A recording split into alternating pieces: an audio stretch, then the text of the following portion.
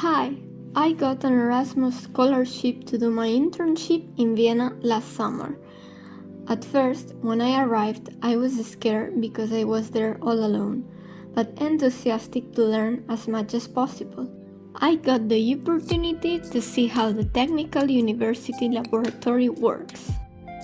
Not only that, but I was surprised to see many students with their projects and willing me to help them. I could discover many techniques and apply my knowledge to work on my own project. And so I did, making protoplasts from flowers. But I knew my stay would not only be working and learning. I knew I would be able to walk through the streets of Vienna. I knew I wanted to visit its historic monuments and huge museums and palaces. I knew I wanted to listen to an opera. I knew I wanted to get on the famous ferry wheels, and I knew I wanted to enjoy its beautiful gardens.